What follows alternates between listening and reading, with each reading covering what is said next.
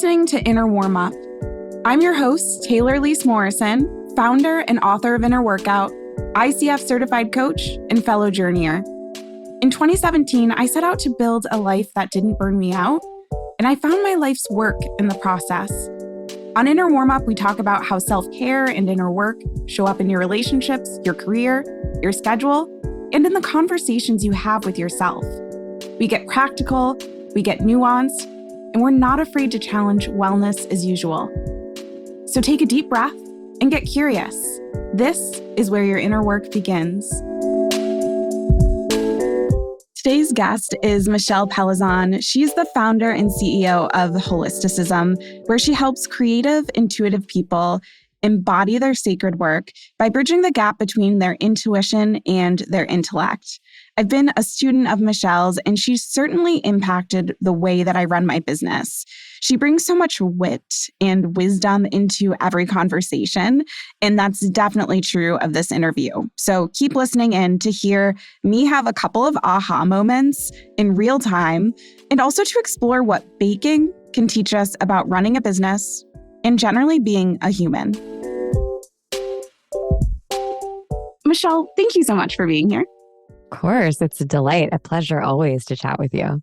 Yeah, and before we hit record, you were talking about how you don't really feel like you have a main thing. You kind of get to be in the business of being yourself. And I don't even know if I like that phrasing now that I say that out loud.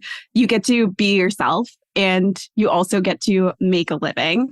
So for the people who are listening who aren't familiar with how you pay your bills, can you just tell us a little bit about what happens in your ecosystem? Yeah, I run a company called Holisticism, and I have been for the last 6 years. And we teach creative, intuitive entrepreneurs how to connect to themselves and run businesses. Basically, like not lose their minds while doing the things that they're supposed to do, their soul's purpose, for lack of a better term.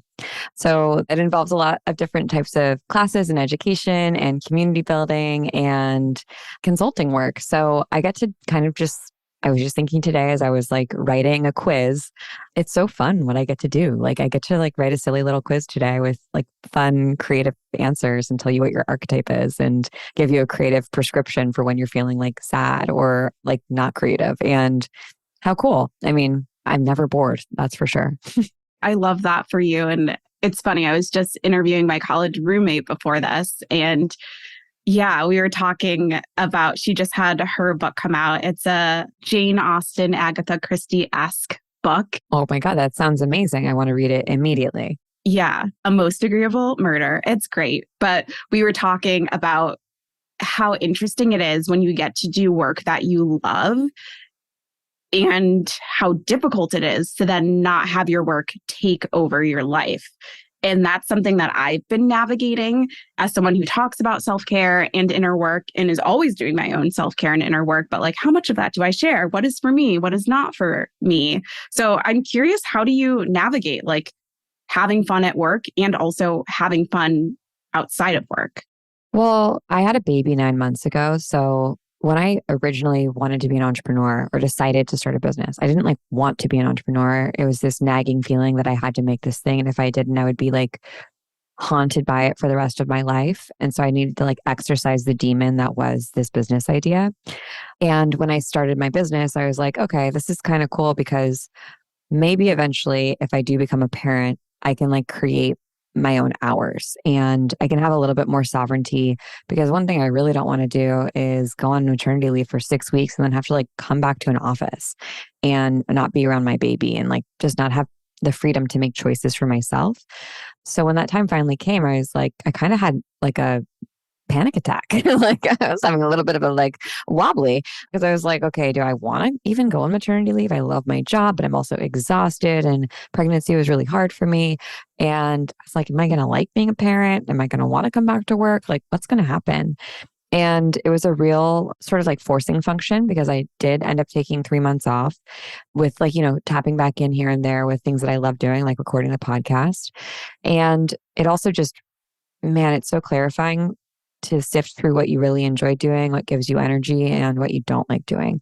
So I spent pretty much the 3 months after I came back from maternity leave, just like ruthlessly cutting out the things that I don't like doing that I kind of like hadn't properly audited. I would say back then, I love every part of my job.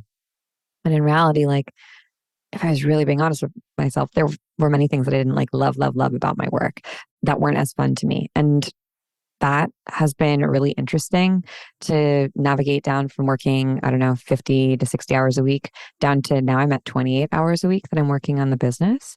And that's been huge, like for my self-care and also just for my time to do the things, other things that I love doing that make me me. Even just like we just moved. We live down on this like very cute little street, like walking down the street and like going into the little shops and getting a coffee. And that to me is so, it's like part of my personality, like that's necessary for me to feel like myself.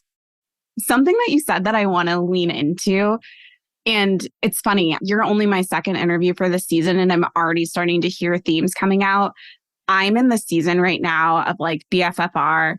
I actually use the F-bomb a fair amount in real life, but I don't say it on the podcast. But I'm in a be for real season right now where just like being so honest with myself about what I want, what I don't want. And I have this moment as of recording, I guess, almost exactly 2 weeks ago where it was like 11 at night.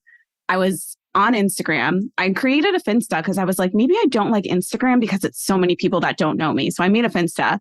And then I was like, I don't like being on here. I'm just not going to be on here for 6 weeks. And already it feels so good. I keep having this sense of like, I don't even know what is the best way to describe it. It's this sense of like, I feel my boundaries again. And like, I have a boundary around being on social media only so long, but it's like, I feel what is me and I feel what is not me anymore. It totally makes sense. And I think when you are the figurehead of your business or the vision holder of your business, the only vision holder in your business, it can be really hard to delineate like what's mine and what actually is like the business's sort of personality or destiny or sort of like, I believe in animism. So I guess I like believe that everything has a soul, including a business.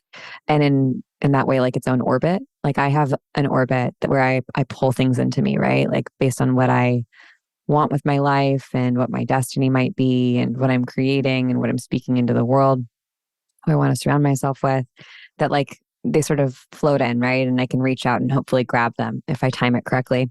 And I think our businesses do something similar. And sometimes our orbits, like they're kind of like oppositional. Like the things that I don't want in my orbit are actually in the business's orbit. And I'm like, oh, don't get your cooties on me. But like the business needs that thing and I don't really want it. And mixing up our two orbits and confusing them for each other for one big orbit, man, really going with this metaphor of planets can be like a lot. I think that that's where my boundaries kind of get like a bit fuzzy. I'm like, oh, am I pulling this in or is this like a holisticism thing? And like, is that cool? Do I need to shift that? What needs to shift? Who needs to shift? And it's hard to like not make the business you or not mistake business for you. Absolutely. And I feel like that's something I have navigated, I am navigating, I will continue to navigate. And that's life.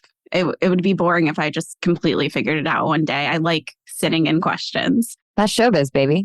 That's what we're here for. Exactly. And the reason why I wanted to bring Instagram into the conversation, because when I was still on Instagram and I'm like, I was going to put a percentage and then my body was like, no, don't put a percentage. There's a chance that I will be back on Instagram in the fall. But before I left, you were baking so much. And I just loved seeing, like, I am not a bread baker. I have gotten into, actually, Paris, who used to be Inner Workouts social media manager. She told me about like these little baking recipes of like enough cookies for 2 people or for 1 person. And so I've been so into like baking my little sugar cookie recipe that's like enough for me and Matt, or honestly, enough for me in multiple servings. And it's been so fun. And I guess I'm just curious to hear more about what got you on your baking kick. it was so funny because you sent some of these questions through and I was like, wow, the bread. People love to talk about the bread. I'm into it. I'm game. I've always been like sort of a not maternal, but like I like making a home. Like I love cooking. I love hosting people. I've always enjoyed baking. My mom's not really a cook. My mom didn't sew. I did all those things growing up and she was like, "You're such a weirdo. Like where are you picking this up from? Because it's not me." Like Little House on the Prairie core. I was like, "Let's churn butter. That sounds so fun." And she's like, "You are insane." So it's always like kind of been part of my personality, just like I've always been obsessed with astrology. And now, when I had Rhodes, first off, when I was pregnant, all I could eat really was like bread. I was so sick for like, 7 months. And then all I wanted to eat were bagels. And I live in LA and I used to live in New York. And there's not a good bagel within, I don't know, probably 50 miles of where I live. Honestly, I've tried them all. And I was so frustrated that I decided to start making my own bagels. And around that time too, I was thinking about having my son. My husband's Jewish. I've taken all the classes to convert to Judaism, thinking about raising him and the traditions that we wanted to share together. And I was like, wow, it'd be so cool if I made challah every Friday because that's for Shabbat. We host Shabbat most Fridays. It's like, that'd be cool, like to make that and to have him help me. And it's so easy. I should just learn how to do it. And I guess to me, like being in the kitchen, there's so much family history. My family used to own a bakery sort of generations ago. And I really like ritual and tradition. Like that's probably why I like magic and witchcraft so much because I love coming back to those things. And to me, baking like represents that. It represents sort of like this ritualistic tradition. And also like it's alchemy, putting a bunch of ingredients together and like the same basically 5 ingredients and being able to make infinite delicacies that delight the people around you, that nourish the people around you, that make your house feel like your home, just like because of the wafting smell of sourdough bread, with like fresh butter on it and a little bit of Maldon salt. That's like such an easy, transformative experience that I get to practice every day if I want, the magic and the mundane. So I think there's like a lot of layers to it. Tradition, enjoying it, probably just being a curious person, having a high failure tolerance. So when I make really bad loaves of bread, which I often do, not taking it personally and like wanting to make it even better. And honestly, not having a good bagel for a really long time. So there, a necessity of having to make up my own stuff. But yeah, it's been mother fun. of invention. Exactly. Yeah, I guess I am curious about that because you use the word easy a couple of times. So it seems to you as there's a certain ease in baking, especially certain types of bread. And I also, outside of this conversation, have heard you talk about wrestling with perfectionism. So I'm curious where does the ease and the failure and the tolerance or intolerance of failure and the perfectionism, how does that all come together in baking for you? Well, because I'm going to make the thing over and over and over again. It's kind of like, I get to tweak the recipe ad infinitum. And just because a recipe, let's say, is printed in the New York Times, doesn't mean it's going to work for all people. Like there are so many variables that go into creating that thing. It's a lot like business. There's like a formula that you can follow. I can give you literally to the ounce how much flour you should use. I can tell you to the degree how hot your oven should be. But you might need to bake your cake for like 8 minutes longer. I don't even know why. You just might need to do it. Like you got to kind of eyeball it and see what happens. And honestly, it might taste bad, or you might have, sort of fucked something up halfway through, or you didn't follow the instructions, but it still turned out great. And you're like, oh, okay, cool. That was weird. There's something like nice about that surprise. And I don't feel like it's like personally responsible when something comes out inedible. I'm like, well, okay. I don't know if it was me, if it was the recipe, if it was the humidity in the air today, but I guess I can just like try again. I mean, it's usually very low cost. It just costs me some like flour and some water and some salt and my time. But it also generally like, if something doesn't come out looking perfect, it still usually tastes pretty good. And I can like repurpose it into something else. So again, it just asks me to be like a little bit more creative.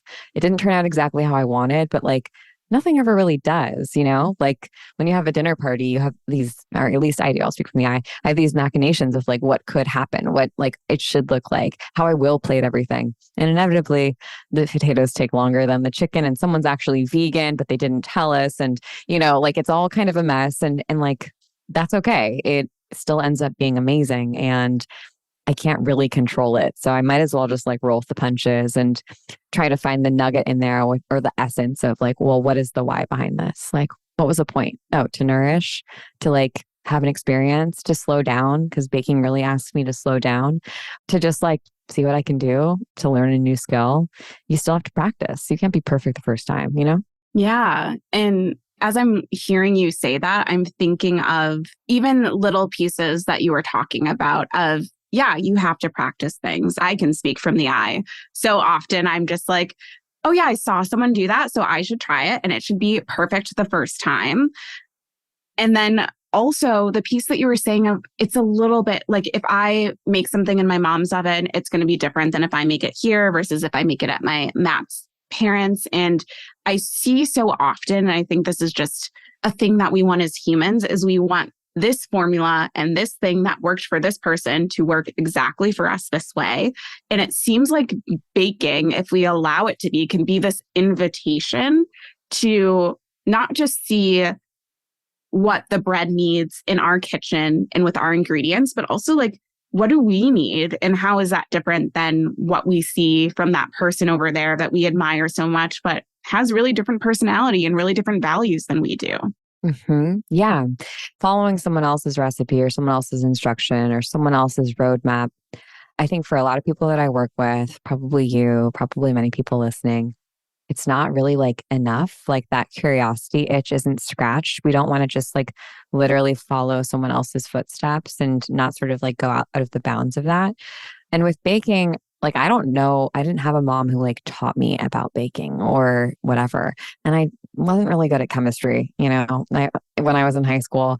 So I learned a lot just by looking at the ingredient list and being like, what the fuck does cream of tartar do? Like, let me Google and see what that does. And there's usually like an alternate, right? There's something else that can go in there. Like, oh, why do I have to like brown the dried milk powder? Oh, because it like brings a creamier, richer, more caramely taste. Well, is there another way to get that taste if I don't have that ingredient? And like, that's probably how I learned to be even better, just like with cooking, right? Like we learn how to be good cooks just by like tasting a lot of food. It's not really by like studying something. It's by experiencing and like being able to literally and metaphorically metabolize that information. And I feel like that's the same for like, that's my approach with life and with business. Like, well, okay, I see that you're doing that thing, but like, why are you doing it? And is there a different way to do it? I'm not saying that what you're doing is wrong or that I'm not going to end up following your recipe. Just like, well, why did you choose that thing over something else? Why did you choose that ingredient or that step over another, Yeah. And I've been coming back to this idea of like how so many of the things that are transformative in our life are really simple. Like asking why, so simple to do that. And yet, how many times do I not ask why and then blindly follow? And then months later, I'm like, why does this feel awful? And so I love when I'm talking to people, just hearing these reminders of like, yeah, it could be as simple as before I jump into buying the course, spending hours reading the book, obsessively looking at something. Why don't I just like ask why? And then see if their why is aligned to my why, or see if there's already something in my arsenal that could get me there. Like it's so simple and so difficult sometimes. Yep, totally. I was just researching this concept called self-reference effect. It's a mental model that helps us remember things more easily. And people with ADHD, as you know, have poor executive functioning. So we typically have poor memory recall. Anyways, self-reference effect, they don't really understand how it works, but basically it's like the more you relate something to yourself, probably because we're like inherently selfish beings, the easier you remember it. And I was just thinking about that self-reference effect. And one of the questions to ask yourself to sort of implement the mental model is, how does this apply to me? Or how might this apply to what I'm working on or thinking about? Like just asking yourself that question as you're reading an article in the Times or as you're listening to someone talk on a podcast like this. Because I mean, when I was writing out, my research, I was like, I don't really actively do that. Like, I think I passively do that a lot, but how often do I actually actively ask myself, how does this apply to me? Like, how might this framework or lens help me zoom in on an area of my life? Or how might I apply this to my work or to what I'm learning or what I'm trying to do? And I think that we take in a lot of advice passively that way. We just like, we don't really sort of hold it up to the light and judge it and ask, like, well, does this apply to me? Like, do I want to apply this to my life or not? Yeah, I love that. Another question we can be asking, like, how does this apply? And then you get to follow up. Do I want this to apply? Do I want to shift this some way? To bring it back around to baking. And also, it's like, I want to bring it to baking, but I want to expand it a little bit. Because basically, what it sounds like is that you effectively like reduce your working hours by 50%. So the original question that I was going to ask you is like, how do you make room for baking? But what I'm really curious to ask you is like, how did you create, as someone who at the beginning of this said, like, you really enjoy a lot of what you do and what you get to do, how did you create the mental space? Because it's not necessarily like you leave the factory, you leave the assembly line, you are done working.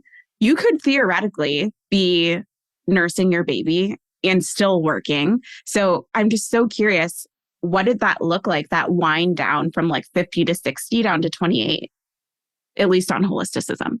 Well, I think I've always had the perspective that like, kind of like with when you're doing your taxes and you're like, oh, that's a write-off. That's a write-off. That's a write-off. Because like, I don't know, everything applies to my work in a way, right? Like if I get my haircut, well, I don't do this, but I could theoretically write that haircut off because I'm on camera. So like, I don't know, my appearance or the makeup that I buy, like that's part of my job. I kind of think that way. I have these like sort of like intellectual write-offs of like, well, or experiential write-offs, like everything I do kind of like in some way sort of swims back or makes its way back into my work, whether it's like truly taking a concept, like literally, or even just taking like a lesson, like what I learned when I'm baking and I like really fuck things up and like taking that approach back. I'm not going to be like, I learned this from messing up a ton of sourdough rolls and setting off the fire alarm in my house. I probably wouldn't even like consciously know that, right? But like everything kind of circles back, as I'm sure you know. So I think more the mental bandwidth was anxiety, like creating more mental bandwidth was like eliminating anxiety and stress. And I'm already like a really systematized person, but I'm already a really systematized person. And I'm a very stubborn person who part of me really likes the muscularity of work and the muscularity of hard work and not asking for help, even though I know how to do it and I know how to make my life easier. But like, there's still something in me that I need to work through that's like, but I like when it's hard, like it's rewarding when it's hard, or it's rewarding when I like, I don't know, spend 5 hours writing something out or concepting something. And now that I have other things that are, to me, it's more rewarding. It's more rewarding to like be with my son or have friends over and host them or go on a walk, or I'm taking a mediumship class. So like, practice my mediumship than it is to like struggle and huff and puff over work. So that was, I think, like a mindset shift that made a difference. And then that from there, it was like, oh, I just have to like 80/20 everything I do. And I need to make my systems even tighter and actually rely on them more because I have them in place, but I make my life harder when I go off track, right? Because systems make your life more simple, more streamlined. So I have to use more of my muscles when I'm off track.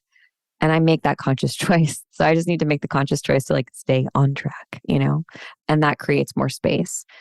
And that way, like I still kind of can be thinking about the business, or I can let my thoughts sort of more lazily, lugubriously sort of like sink in and make their way into the work without having to like force it or feel like I'm constantly looking at everything through the lens of my job. I really was relating to what you were saying about kind of relishing in the hard work of things. And I've been working through that on my own, where I know you love mental models. So I'm sure, or I would I'm not even going to assume. I'm working on not assuming. I wonder if you're familiar with the idea of like zone of genius, zone of excellence, zone of competence, etc. Like I have this can sound a little braggy, but I would guess you're probably the same way. There's a lot in my zone of competence. I like worked at a startup. I grew up in a time where we just like had the internet and we could just figure out stuff as a kid, where I'm like I started a whole event planning business that I never like actually planned events for, but I was in high school and I was like, I'm going to plan kids parties. And then I remember being in the locker room in high school and like someone calling me because they had found this website that I had made to like have me plan a kids party. Like I just figured You're like stuff 17. out. And I'm like, I don't have event insurance. Like I cannot actually do this. That's so funny. I love figuring stuff out. And I've been doing it for so long that there's a lot I'm competent at, but like that gets me stuck. And so I need to be like, how can I do more of the things that are easy and that I really want to invest the time in to be good at? Yeah, my husband and I talk about this all the time. There are so many things. I think that, to your point, our generation is incredibly skilled at. And also, I would say millennials and Gen Z are like incredibly resilient. It's not intimidating to like start your life anew. We've had to do it so many times. And I think like you can kind of get addicted to just like starting the new thing or like wanting to master something new. It's almost like adding like ribbons, or like a Girl Scout, Boy Scout pins or whatever to your list of like, okay, things that I'm really good at. Like you're sort of like gathering all of these little traits, but in the process, you're kind of forgetting like, well, but why? To what end? Like, do I really need to have all, 17 different credentials? Maybe that's really important in my process. Or maybe I'm like trying to justify my confidence or my competence when like, I don't really need an outside entity to tell me that like, yes, I'm good to go to move forward in this, whatever I'm interested in, coaching or consulting or copywriting or writing a book or whatever. I feel like that is such a good reminder. Okay. I'm going to land the plane back at baking, it's just been so fun having these conversations because it's like, I think I'm going to talk to you about reading, or I think I'm going to talk to you about baking. And all of a sudden we're talking about the WGA strike or all these different things. It's just been so fun to see where these things go. But for people who were kind of sold on, okay, if I start baking, this is an opportunity for me to do something with my hands. That's what I love about it. It's so tactile and like it's hard to multitask other than maybe listening to music or a podcast in the background. So if you could build like a Michelle Pellizon Lipsitz, this is the starter kit for baking, what are the things that you would put in that package for people? Oh my gosh. Well, first I just ask like, what do you like to eat? Because don't make things that you don't enjoy eating and giving other people and practicing because you're going to have to eat a lot of it. Like I'm not really a frosting girly. So I like to make cakes that don't involve a ton of frosting or traditional cream cheese frosting. What do you like to eat? And like, what is meaningful to you or what would be cool for you? Like that you're like, oh, I want to be able to bring this to a party or gift this to my friends, because you don't have to have like, 500 recipes. You can have 3 recipes that you're amazing at. It's making a loaf of bread, making a like bomb chocolate chip cookies and making an amazing birthday cake. That's awesome. Like being able to make those things from scratch, you're better off than like 99% of people. So what is it that you want to make? What's important to you? For me, my lens is like, what traditions do I want to have? Like my mom makes a special birthday cake for me and my sister every year. It's the same birthday cake and it's incredible. So like, what do I want to make for Rhodes? Or am I going to make challah every Friday for Shabbat? And then I would say like, just get in your arsenal. You need a loyal taste tester. You need someone who can like be honest with you, be real for you, for a second, be like, I don't know, the crumb's not great on this one, but it did really taste good. Or this tasted like nothing, but it looks really pretty. So, or I love this recipe and you need to make it again and again and again. Like it's perfect. Don't change it. I love it.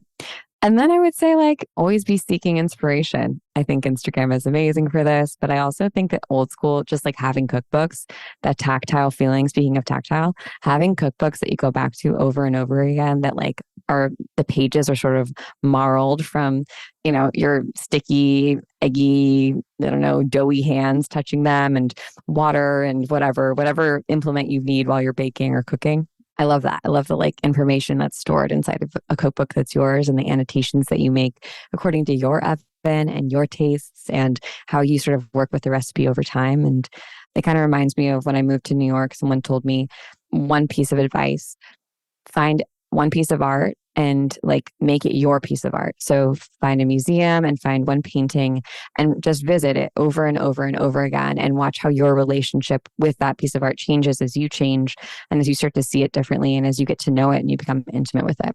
And I think like recipes are a bit similar, like having a recipe that you go back to over and over again that can kind of be your friend and kind of reflect back to you like how you've grown, that you can become fluent in, is a really nice like landing spot. I love that. I immediately, a piece of art in the Art Institute came to mind where I was like, oh, that's like my art. And now it's already making me think of, okay, what's the recipe? I cook my grandmother's biscuits a fair amount. Matt and I try not to eat dairy. So it's not the exact recipe. That's it's hard. Like the dairy-free version is better on our stomachs and our overall well-being. But yeah, I'm excited to go on that journey of finding like our recipe. This was so lovely. I could chat with you about this and other things all day. If people want to stay in conversation with you, how can they do that? Yeah, this was so fun. Thanks for having me. I love to talk about something new, baking. I mean, what a joy. People can find me on the Holisticism podcast, The 12th House, where we talk about a lot of stuff, including, you know, in our 12th House Plus episodes, just what's going on in life. So if you want to know about recipes, probably talk about them there. And I do share a little bit on Instagram and on Threads about what I'm baking and what I'm cooking. And honestly, I think it's kind of boring stuff sometimes, but I think it's probably way more interesting than talking about business to people, just like what's up in my life and what's going on. So I'm on Instagram at Michelle Pellizon Lipsitz. Lovely. Well, thank you again. Thank you. It's just so fun. Inner Warmup is a collaborative effort. It's hosted by me, Taylor Lise Morrison, produced by Jenny Kearns, and edited by Carolina Duque. If you enjoyed this episode, share it with a friend. And if you're looking to continue your inner work, our free Take Care assessment is a great place to start. On that note, take care.